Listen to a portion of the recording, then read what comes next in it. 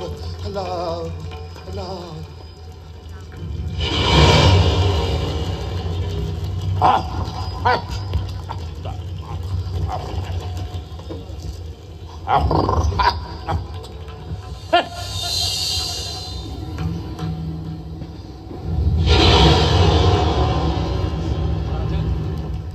एक दोहा सुनाऊ?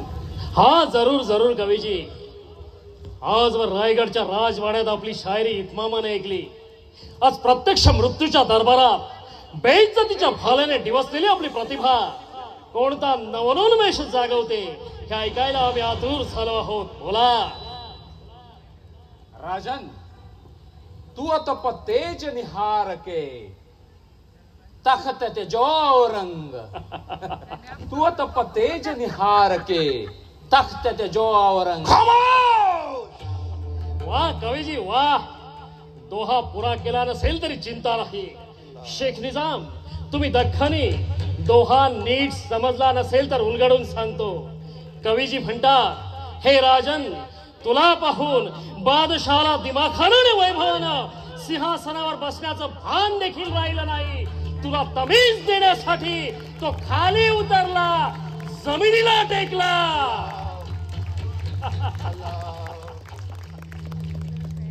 कवीजी, रायगडावर असतो तर या एका ओळीसाठी आम्ही आपल्याला गळ्यातला कंठा बहाल केला असता। या घडीला आमच्या हातात आहेत फक्त हे साखळदंड। बोला, काय देऊ आम्ही आपल्याला?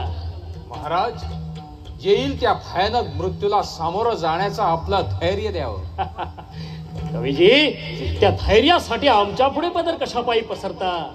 परमपूज्य आबासाहेबांना स्मरण करा आणि धैर्य त्यांना मागा। जिंदगीत कैक प्रसंगी त्यांच्या समोर ठाकलेला मृत्यू आल्या पावली माघारी नाही का फिरला?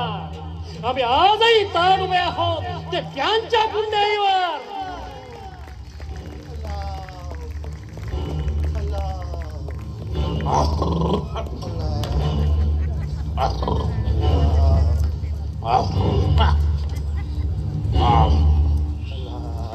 असद लकारदा बारे रजाई खुदाए जो जल न चश्म शुए गजाल व न गोश शुए गजल। मौलवी जी, मतलब ध्यानी आला? नाही, केवळ परवरदिगाराला संतुष्ट करण्याच्या एकाच इराद्यानं आम्ही गजाल याने खूबसूरत पर्यांकडे कधी लक्ष दिलं नाही की गजल याने शायरीकडे कधी कान।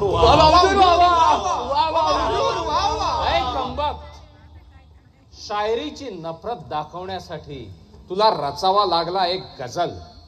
शायरीची नफरत दाखवण्यासाठी तुला रचावा लागला एक गझल।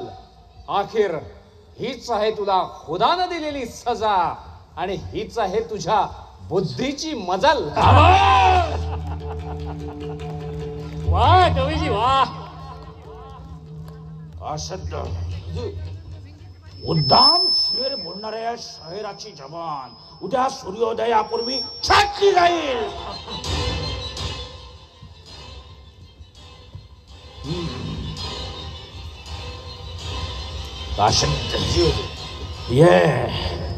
ये है छत्रपती संभाजी महाराज। शहंशाह आलमगीर म्हणतात ते हेच तर नव्हे? संभाजी राजे, तुमच्या राज्यातल्या खेडोपाड्यातून ज्या इतमामात आम्ही तुम्हाला मिरवीत इथं आणलं, तो थाट पाहून तुमचा दिल निहायत खुश झाला असेल नाही? बिलकुल सच बोलला बादशाह सलामत। एरवी आपल्या राजाची निघालेली थिंड पाहून हजारो प्रजाजन कसे डसकसा रडतात हे आम्हाला कधी पाहायला मिळालं असतं। अफसोस शहंशाह, हे भाग्य आपल्या फळी नाही। लेकिन राजे, एका गोष्टीचं आम्हाला दुःख वाटतं। आपली शानदार मिरवणूक पाहायला आपले मरहूम पिताजी छत्रपती शिवाजी महाराजात हयात असते तर? शहंशाह, या घडीला आबासाहेब जिवंत असते तर त्यांनी याही पेक्षा शानदार मिरवणूक काढून रायगडाला नेलं असतं। खुद्द आपल्याला संभाजी, जबान सांभाळून बोला छत्रपती महाराज। ही जबान सांभाळून बोलायची आमची रीत नाही बादशाह सलामत। असं खान, उद्या सूर्योदयापूर्वी आमची जबान साठा। शहंशाह शायरीपेक्षाही छत्रपतींच्या शब्दाचाच भाई जास्त वाटत आहे। अच्छा ते इंसान नाही, शैतान आहे, शैतान। ये तो आपकी किताबत है. आम्ही वयोवृद्ध बापाला कैदेत ठेवला नाही की मक्केच्या यात्रेकरूचं सोंग सजवीत भावंडाला विश्वासघाताने ठार केलं नाही. तुझी मौत आली. औरंगजेब तू बेवकूफ आहेस. अरे मौत येणार ती येईल कुठून. ती तर सतत आमच्या शेजारी उभी आहे. गेली 8 वर्षे तुझ्याशी झुंज देत आहोत. ते मृत्यूच्या हातात हात घालूनच पागल. ज्यांना मी फुला मात तू आमचा कायदे आहेस. हुकूम फरमावण्याचा अवकाश. तुला कुत्त्याच्या मौतीनं मरावं लागेल. औरंगजेब तू कधी कुत्त्याची मौत पाहिली नाही. कधी केव्हा आणि कुठे बघशील. उभा जन्म गेलाय विश्वासघातात. अरे कुत्त्याची मौत पाहायला कुत्त्याच्या इमानाचा अनुभव घ्यावा लागतो. आबासाहेबांसारखा. आबासाहेबांची चिता पेटली तेव्हा त्यांच्या लाडक्या कुत्र्यानं वाघानं भर पेटत्या ज्वालेत जी वाघासारखी उडी घेतली.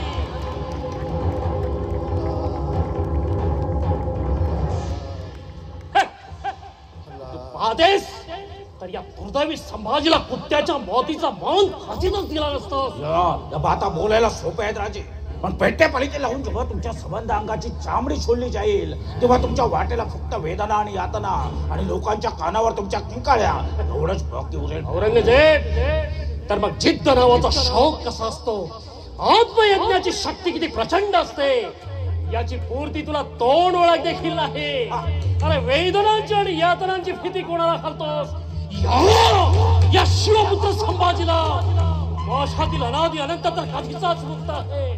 नैनन छिन्नन्ति शस्त्राणि नैनन दहति पावकः. मतलब ध्याने आला नसेल तर नीट समजून घे.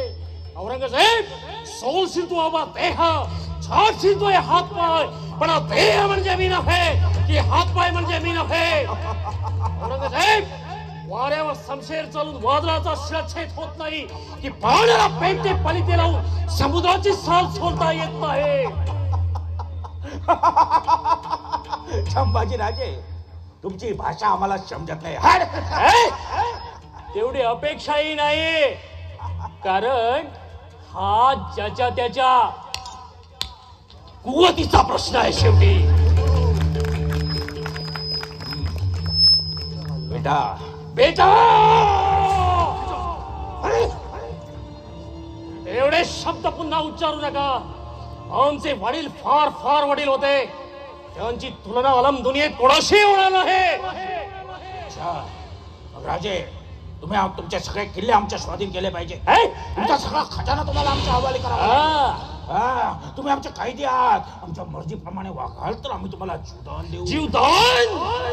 छत्रपती दान देतात, दान देत नसतात पागल. अच्छा ये बात. ये बात है. उद्या सूर्योदयापूर्वी या जाहीरनाम्याच्या डोळ्यात तापलेली शळे फिरवा आणि दृष्टी द्या. त्याच्या हात पाय तोडा, चामडी सोडा. याद रखना हा जाहीरनामा सिधेपणानं मारता कामा नये. ओरडला पाहिजे, विळवायला पाहिजे, सरपटला पाहिजे, किंचाळला पाहिजे. पाय सरपटात सरपटेल आमच्या समोर शरण आला पाहिजे. ओरडे, विवळे, किंचाळी फोडेल तेव्हा त्याच्या हाल थांबवा आणि आम्हाला येऊन खबर द्या. ले जाओ इस नई जानवी मुझे तेरा बक्को ले जाओ. औरंगजेब गेली 8 वर्षे मराठांचा राजा लढतो कसा आहे तू पाहिलास. आता मराठांचा राजा मरतो कसा आहे.